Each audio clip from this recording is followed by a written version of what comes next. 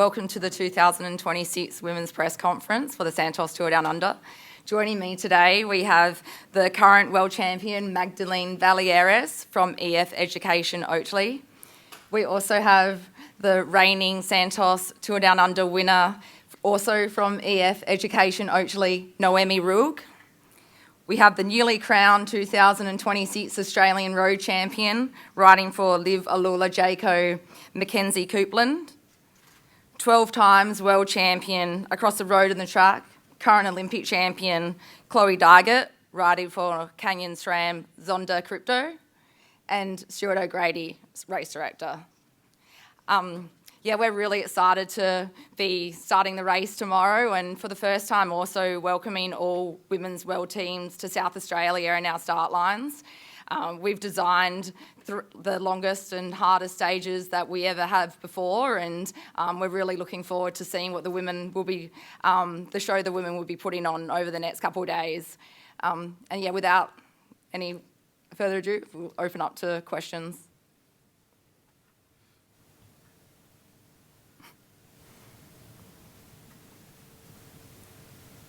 Magdeleine, I guess, reigning world champion coming to Australia, why did you decide to start your 2026 at the Tour Down Under?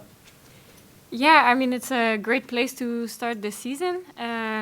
Get some nice weather in the winter, and I mean, it's super a lot of motivation with coming with Noemi from winning last year. So for sure, I wanted to be a part of the team success like last year. So yeah, it's a great way to start the season here.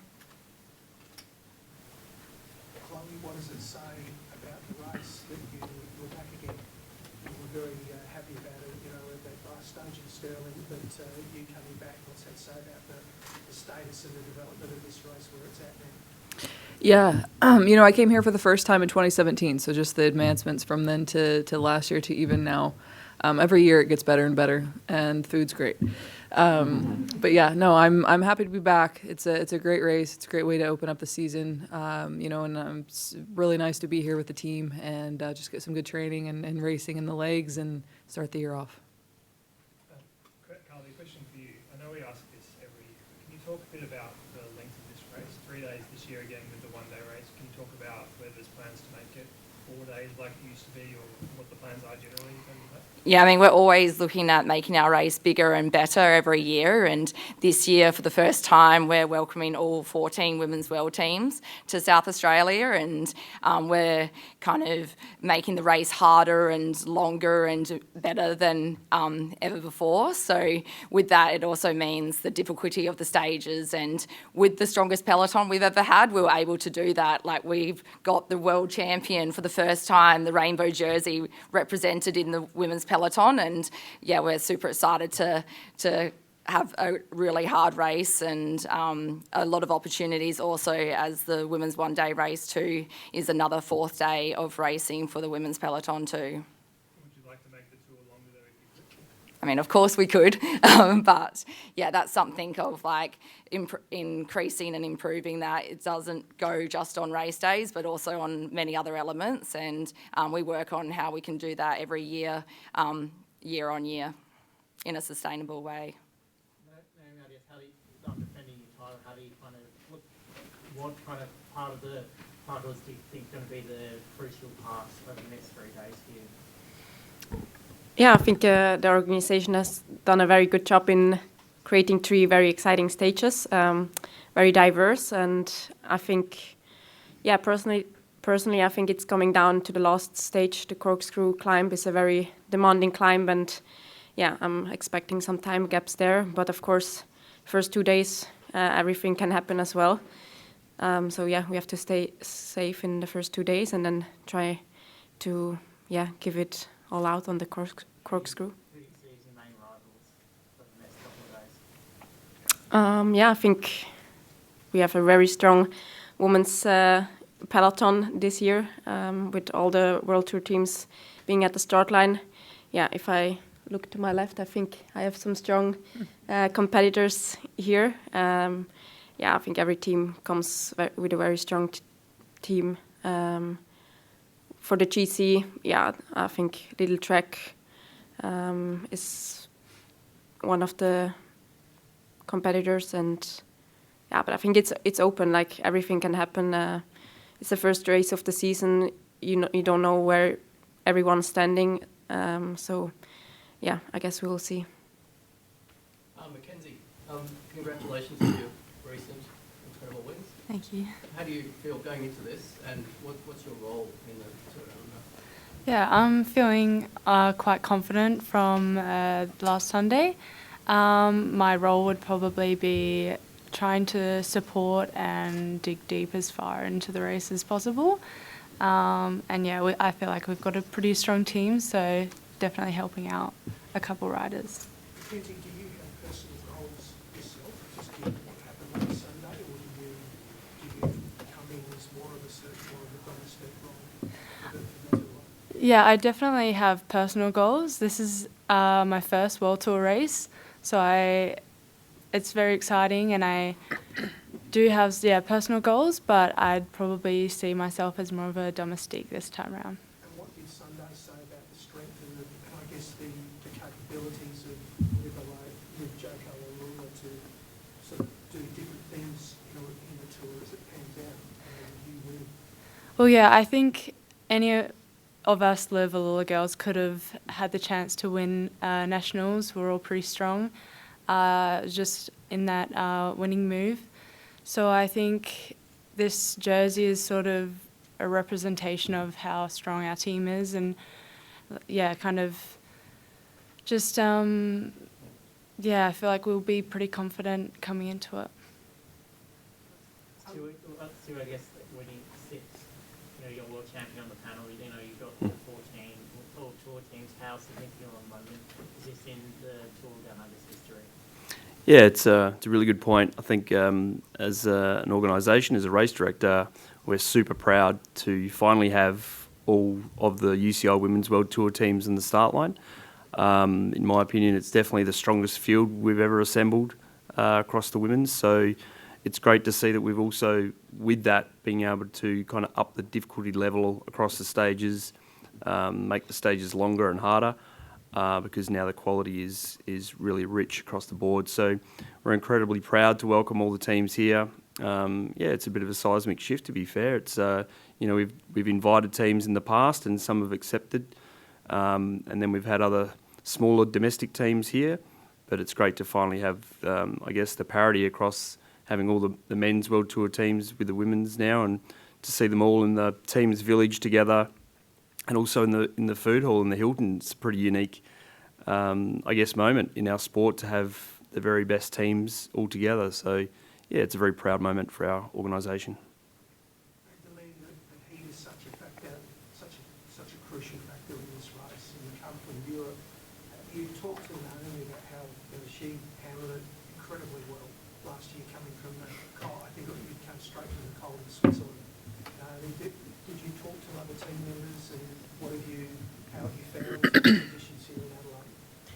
Yeah, I mean, for sure, I think we prepared well for the heat. We knew it would be a factor here, so we followed a bit the same protocol that the team followed last year.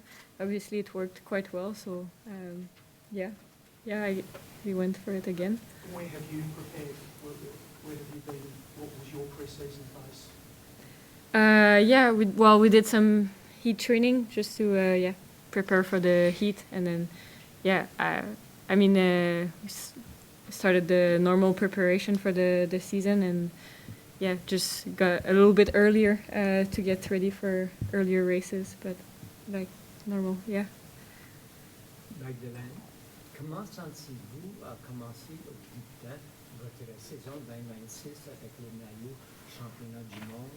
Et qu'est-ce que ça dit pour vous et pour le cyclisme au Canada? Effectivement, tout le monde en haut sont très fiers de vous.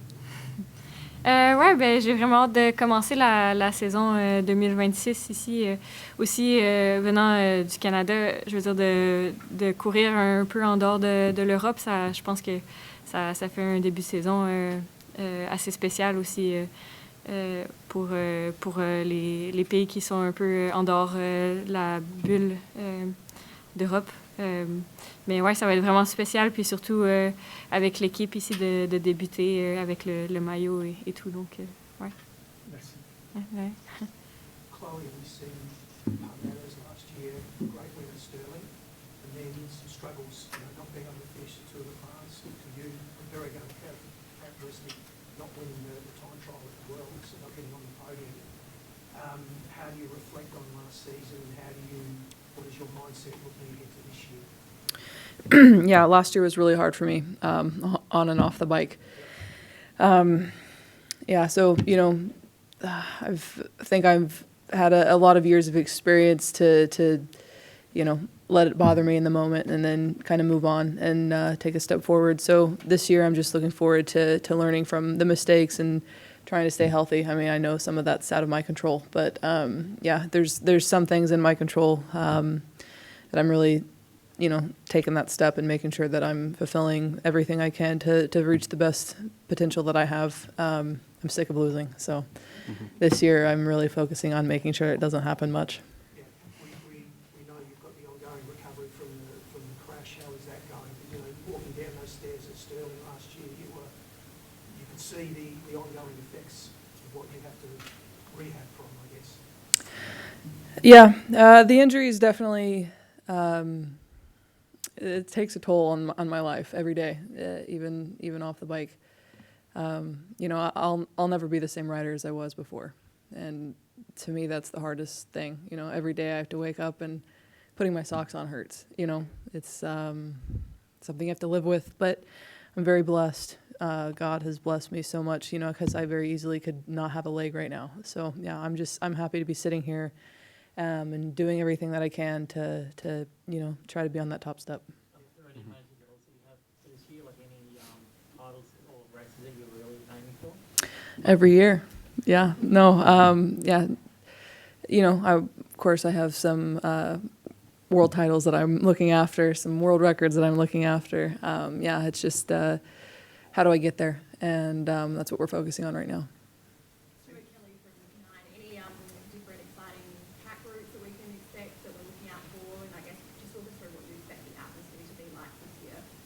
Sorry, here or? Yeah. Oh, sorry, that was for Stuart. But Oh, sorry. Sorry, I didn't know who that was for either. Could you repeat that? From Nine, just saying, are there any new exciting tracks that we can expect, and what do you expect the atmosphere to be like this year? Yeah, absolutely. I think this year we had 3 beautiful stages to design.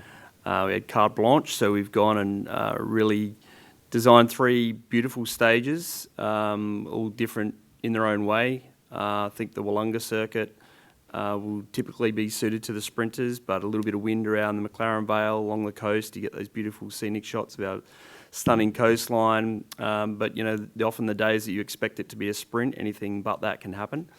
And then stages 2 and 3 are really focused on highlighting the Adelaide Hills, but more importantly from a racing point of view, there's lots of opportunities for attacks and really exciting racing. So we've got quite a few different hosts on board for the first time, men's and women's.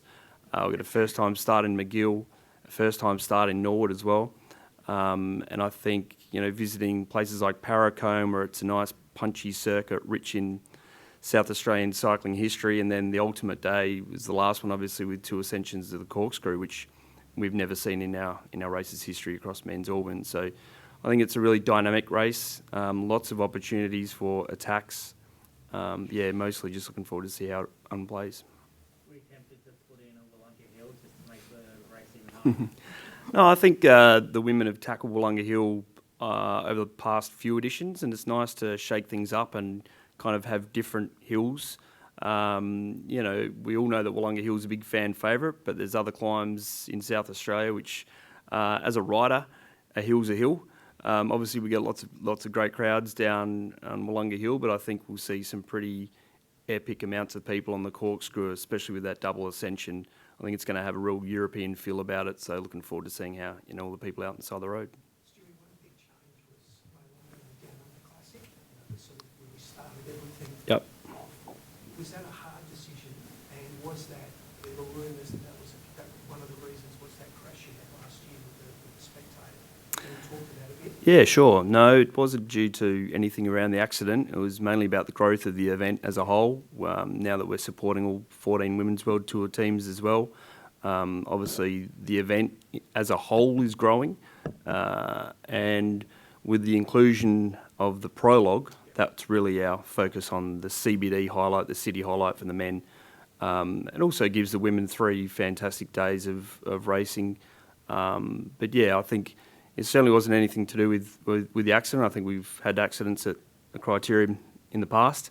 We'll always have accidents at bike races, unfortunately. But no, it's more about focusing that city moment for the prologue and really kick-starting the racing with that.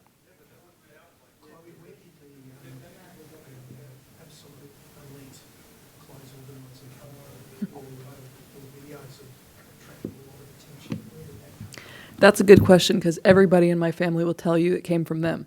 But honestly, I have no idea. I think it's probably just, as an athlete, you kind of are crazy to begin with. So my life at home, I'm just kind of crazy. Everything has to be in its place, and folding and cleaning, organization, everything. So What do you get more feedback on, the racing results or the laundry skills? that's a good question. I think it depends.